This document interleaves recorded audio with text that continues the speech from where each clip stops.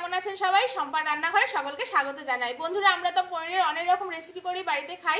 আজকে আমি একটা দুর্দান্ত স্বাদের রেসিপি করে আপনাদের সাথে শেয়ার করব। আজকে আমি বানাবো আফগানি মশলা পনির। তার জন্য দেখুন এখানে সব কিছু জোগাড় করে নিয়ে চলে এসেছি। আর মশলা পনিরটা শিখতে গেলে প্লিজ প্লিজ প্লিজ বন্ধুরা আপনারা ভিডিওটা প্রথম থেকে শেষ পর্যন্ত দেখবেন। তো চলুন রেসিপিটা শুরু করে দিই। দেখুন আমি এখানে পনিরগুলো কেটে নিয়েছি, সব কিছু রেডি করে নিয়ে এখানে চলে এসেছি। তো প্রথমে আমি পনিরটাকে আগে ম্যারিনেট করে নেবো। এর জন্য পনিরগুলোকে একটা থালার মধ্যে নিয়ে নেবো।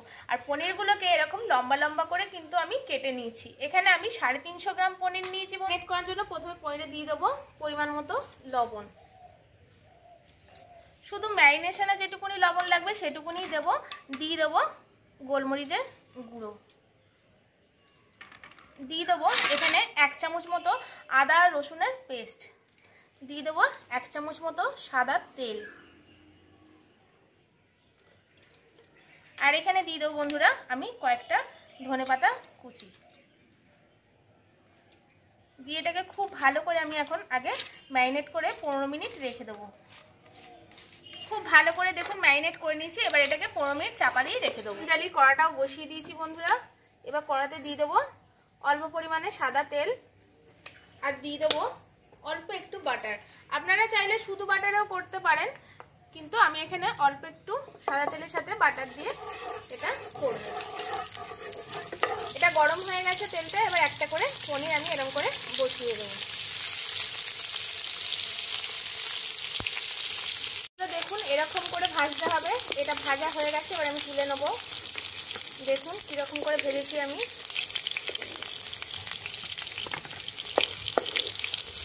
প্রত্যেক কটা পনিরই কিন্তু এবার এরকম করে ভেজে নেব। পনিরগুলো লাল লাল করে ভেজে নিয়েছি। দেখুন এরকম করে ভেজে নিতে হবে। এবার ওই কড়াতে আর কিছু তেল ফেল দেবো না, ওর মধ্যেই দিয়ে দেবো আমি এখানে 4টে মিডিয়াম সাইজের ছোট সাইজের পেঁয়াজ কুচো করে নিয়েছি। তো এগুলো প্রথমে একটু হালকা সটে করে নিতে হবে বন্ধুরা। এখানে কিন্তু খুব বেশি পেঁয়াজ থেকে বাদামি বা কোনো কালার আনলে হবে না, খালি হালকা করে সটে করে নেবো। আর ওর মধ্যে দিয়ে দেবো এখানে দেখুন 7-8টা আমি কাজু বাদাম নিয়েছি, এটা দিয়ে দেবো। দিয়ে দেবো কয়েকটা ধনে পাতার ডাঁটি। আর দিয়ে দেবো আদা কুচি আর কয়েকটা রসুন। দিয়ে খুব ভালো করে এটাকে আমি এখন হালকা সটে মতো করে নেব।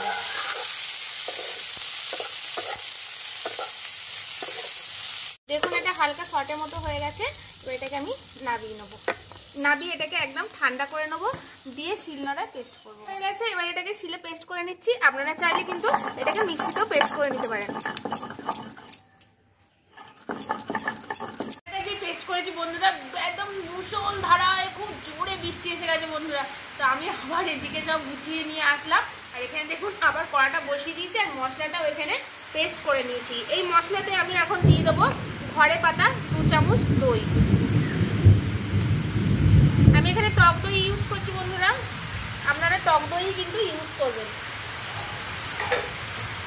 এটাকে খুব ভালো করে মিক্স করে নেবো।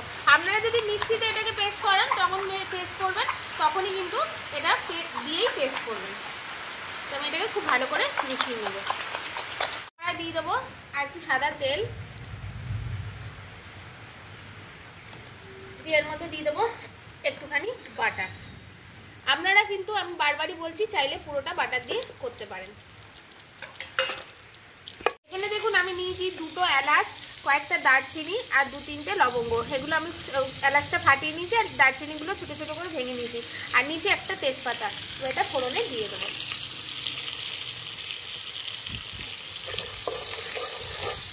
এখানে দিয়ে দেবো 1 চামচ মতো ধনে গুঁড়ো নিয়েছি, এটা দিয়ে দেবো। আর দিয়ে দেবো 1/2 চামচ মতো জিরের গুঁড়ো। দিয়ে এটা খুব ভালো করে একটু করে নেবো, সটে মতো করে নেবো। 3টে কাঁচা লঙ্কা বাটা। বন্ধুরা আমি এখানে কাঁচা লঙ্কাটা যখন ফ্রাই করেছিলাম পেঁয়াজটা, তখন ওখানে দিতে ভুলে গেছিলাম, তাই এখন বেটে এটাকে ফ্রাই করে নিচ্ছি। আপনারা যখন পেঁয়াজটা ভাজবেন তখনই কিন্তু কাঁচা লঙ্কা দুটো দিয়ে দেবেন। আর এখানে দিয়ে দেবো 2টো গোটা লঙ্কাও। এবার এর মধ্যে যে পেস্টটা বানিয়ে রেখেছিলাম এটাও দিয়ে দেবো। দিয়ে খুব ভালো করে এটাকে একটু সটে মতো করে নেবো। বেশ কিছুক্ষণ কষিয়ে নিয়েছি। এবার এর মধ্যে দিয়ে দেবো কসুরি মেথি। পনিরটা ম্যারিনেশনের সময় অল্প একটু লবণ ব্যবহার করেছিলাম, এখন এখানে পরিমাণ মতো লবণ দিয়ে দেবো। দিয়ে দেবো অল্প একটু চিনি। চিনিটা আপনারা স্কিপও করতে পারেন, কিন্তু দিলে খেতে ভালো হয়। তবু অল্প একটু গোলমরিচের গুঁড়ো। আর এখানে বন্ধুরা দেখুন আমি 3 চামচ ফ্রেশ ক্রিম ফেটিয়ে নিয়েছি ভালো করে। আপনাদের কাছে যদি ফ্রেশ ক্রিম না থাকে দুধের সর একটু ব্লেন্ডারে ব্লেন্ড করে নেবেন, তাহলেও কিন্তু দিতে পারেন। সেটা আমি এখন এখানে দিয়ে দেবো।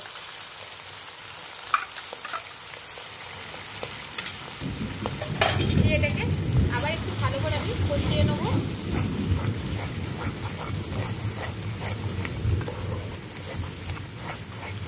পরশু দিনকেই আপনাদের বলছিলাম বন্ধুরা যে বর্ষার কোথাও আতা পাতা নেই।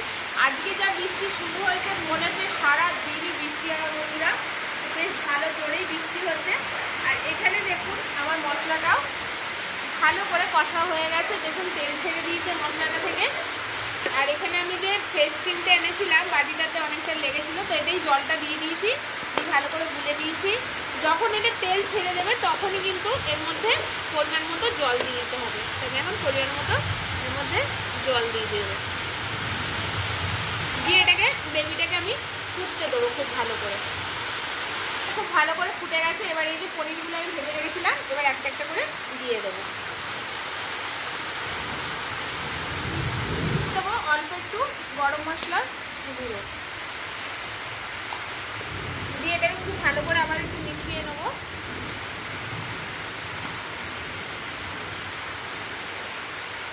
দিয়ে ফ্রেশ ধনেপাতার কুচি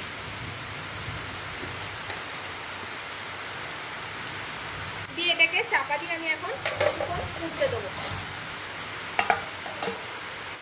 এটা ফুটে গেছে, একবার চাপা খুলে আমি একটু মেরে দিয়েছিলাম খুন্তি দিয়ে, এবার খুলে দেবো বন্ধুরা।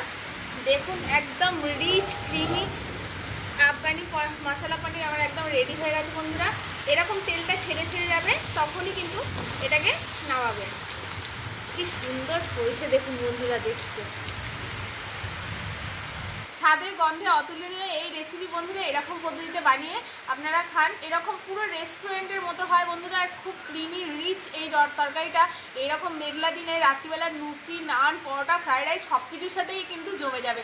আর বন্ধুরা আমার চ্যানেলে আরও নিত্য নতুন এরকম রেসিপিতে প্লিজ বন্ধুরা আমার চ্যানেলটিকে সাবস্ক্রাইব করে শেয়ার লাইক কমেন্ট করে দেবেন, পাশে থাকা বেল আইকনটা প্রেস করে রাখবেন যাতে আমার দেওয়া ভিডিও সবার আগে আপনাদের কাছে পৌঁছে যায়। সবাই খুব সুস্থ থাকবেন, ভালো থাকবেন, সাবধানে থাকবেন। আজকের মতো টাটা বন্ধুরা, আবার নিয়ে আসবো একটা নতুন রেসিপি নতুন পর্ব আপনাদের সাথে শেয়ার করার জন্য। আর আপনারা ততক্ষণ বানিয়ে খান বাড়িতে এই আফগানি মশলা পনির রেসিপি।